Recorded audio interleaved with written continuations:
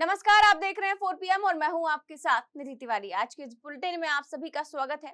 आज इस बुलेटिन में बात करेंगे 5 राज्यों में होने वाले विधानसभा चुनावों की तारीखों के ऐलान पर। बात करेंगे राहुल गांधी की प्रेस कॉन्फ्रेंस में उठाए गए जरूरी मुद्दों पर।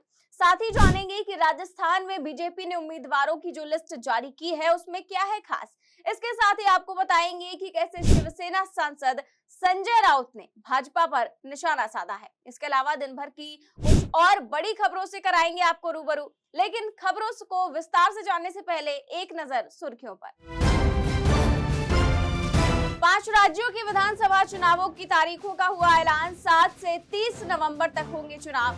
3 दिसंबर को आएंगे नतीजे। सीडब्ल्यूसी की बैठक के बाद कांग्रेस सांसद राहुल गांधी का ऐलान। कहा, कांग्रेस शासित राज्यों में कराएंगे जातिगत जनगणना। भाजपा ने जारी की राजस्थान, मध्य प्रदेश और छत्तीसगढ़ के लिए अपने उम्मीदवारों की सूची। लिस्ट में फिर से कई सांसदों के नाम शामिल।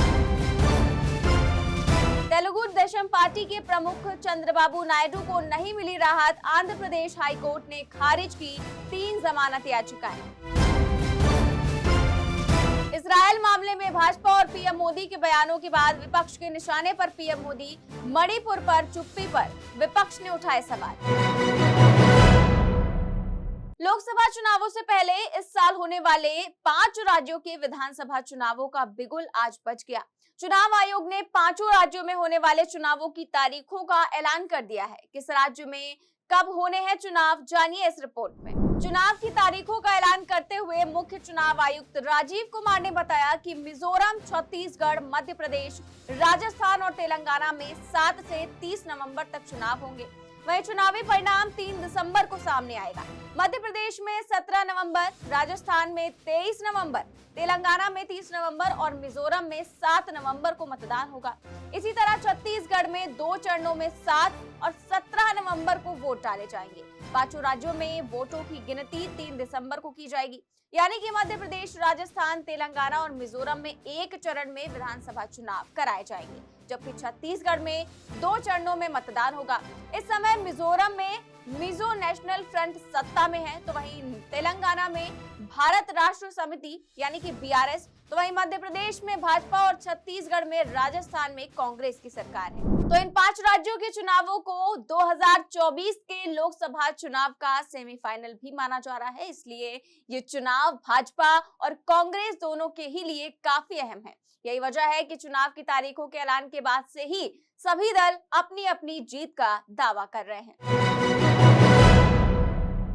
आज कांग्रेस वर्किंग कमेटी यानी कि सीडब्ल्यूसी की बैठक हुई। इस बैठक में कांग्रेस अध्यक्ष मल्लिकार्जुन खड़गे समेत पूर्व अध्यक्ष सोनिया गांधी और राहुल गांधी, राजस्थान के मुख्यमंत्री अशोक गहलोत, छत्तीसगढ़ के मुख्यमंत्री भूपेश बघेल, कर्नाटक के मुख्यमंत्री सिद्धरमैया और हिमाचल प्रदेश के मुख्यमंत्री सुखविंदर सिंह सुक्खू सहित पार्टी के कई नेता शामिल हुए। बैठक के बाद राहुल गांधी ने कहा कि कांग्रेस शासित राज्यों में जातिगत जनगणना कराएंगे। और क्या कुछ कहा है राहुल गांधी ने, देखिए इस रिपोर्ट में। बैठक के बाद प्रेस कॉन्फ्रेंस में बोलते हुए कांग्रेस सांसद राहुल गांधी ने कहा कि हमने सर्वसम्मति से सीडब्ल्यूसी की मीटिंग में जातीय जनगणना पर सहमति जताई है।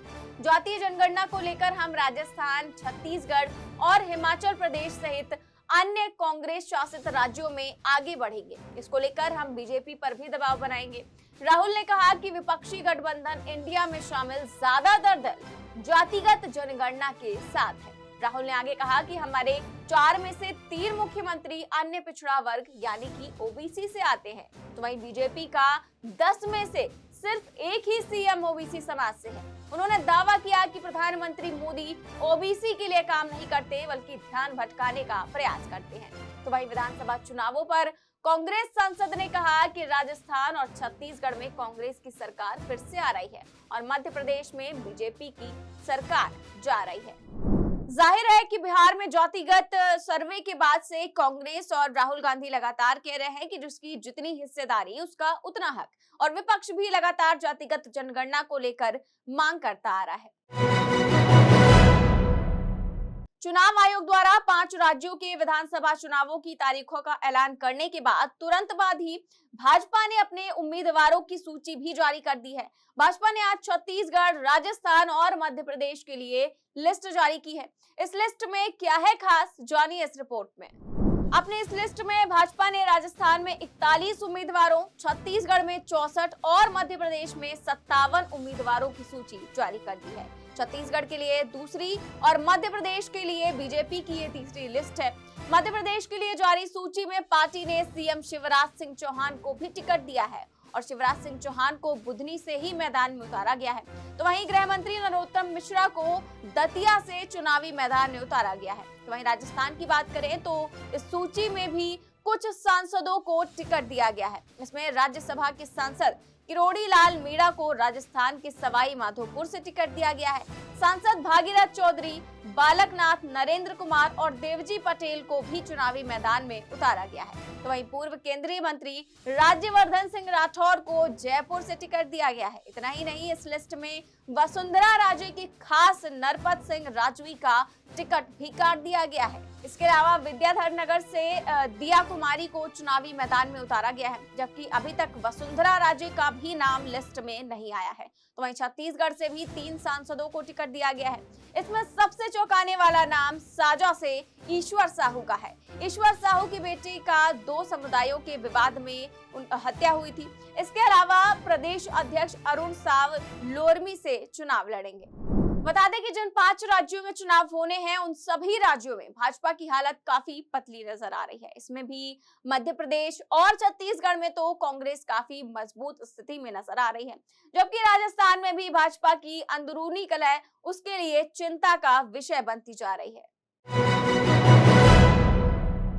इस समय इजरायल और हमास के बीच जंग जारी है, जिस पर भारत की मीडिया से लेकर पीएम मोदी तक अपनी अपनी प्रतिक्रियाएं दे रहे हैं और इसकी निंदा भी कर रहे हैं। लेकिन ऐसे में सवाल ये है कि पीएम मोदी को इजरायल की चिंता तो है, लेकिन अपने ही देश की मणिपुर की कोई फिक्र नहीं। तभी तो वो मणिपुर के मामले पर चुप्पी साधे रहे और इसी को लेकर अब विपक्ष ने भी पीएम मोदी पर निशाना साधा है। क्या कुछ कहा है, देखिए इस रिपोर्ट में। इजरायल हमास के आतंकी हमले के मामले में शरद पवार की एनसीपी ने भाजपा की भूमिका पर सवाल खड़े किए हैं। एनसीपी के प्रवक्ता क्लाइड क्रेस्टो ने ये सोशल मीडिया पर भाजपा पर निशाना साधते हुए कहा कि भाजपा नेता इजरायल में हो रहे युद्ध पर तेजी से सवाल खड़े करते दिखे, लेकिन पूर्वोत्तर भारतीय राज्य मणिपुर में हुई हिंसक झड़प के मामले में बीजेपी के नेताओं ने मौन साध लिया। एनसीपी प्रवक्ता ने कहा कि इजरायल में हो रही हत्याओं के बाद भाजपा नेताओं ने काफी तेजी से बयान जारी किए और आतंकी वारदात की निंदा की। इसलिए हम एक विपक्षी दल के रूप में भाजपा को याद दिलाना चाहते हैं कि मणिपुर भारत का हिस्सा है। उन्होंने कहा कि भाजपा नेताओं ने आखिर मणिपुर में हुई हिंसा पर शर्मनाक रुख अपनाते हुए मौन क्यों साध लिया। और केवल एनसीपी ही नहीं बल्कि विपक्ष के कई नेता इस चीज को लेकर पीएम मोदी और मीडिया पर भी निशाना साध रहे हैं कि मीडिया ने मणिपुर पर नहीं बोला, ना ही पीएम मोदी ने जबान खोली, लेकिन इस युद्ध को लेकर सभी अपनी अपनी राय रख रहे हैं। चुनाव आयोग ने आज 5 राज्यों के विधानसभा चुनाव की तारीखों का ऐलान कर दिया है। अब इसके बाद शिवसेना यूबीटी गुट के सांसद संजय राउत ने भाजपा सरकार पर हमला बोला है। साथ ही एनसीपी में चल रहे पार्टी सिंबल और नाम को लेकर भी अजीत पवार गुट पर निशाना साधा है। क्या कुछ कहा है राउत ने, देखिए इस रिपोर्ट में। ठाकरे गुट के सांसद संजय राउत ने कहा कि आगामी 5 राज्यों के विधानसभा चुनाव 2024 के लोकसभा चुनावों के लिए बेहद महत्वपूर्ण है।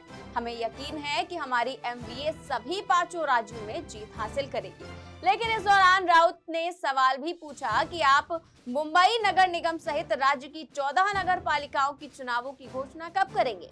5 राज्यों के चुनाव की घोषणा करते समय आपने मुंबई नगर निगम सहित राज्य की 14 नगर पालिकाओं पर जो प्रशासक नियुक्त किए हैं, उनके द्वारा शासन प्रशासन द्वारा भ्रष्टाचार और अराजकता का माहौल बनाया गया है।